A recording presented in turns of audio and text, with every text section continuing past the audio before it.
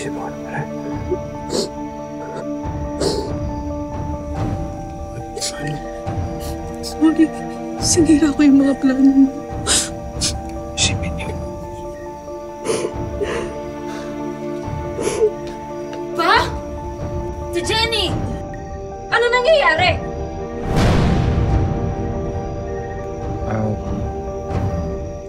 Tinutulungan ko lang si Ate Jenny mo kasi nahihilo nga siya.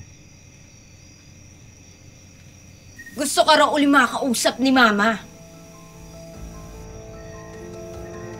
Sabihin mo sa kanya na tatawagan ko na lang siya mamaya. Alalayan ko lang si Jen. Di na. Okay na ako. Sorry kung naistorbo ko yung pag-uusap mo. Sige, aakyat na ako.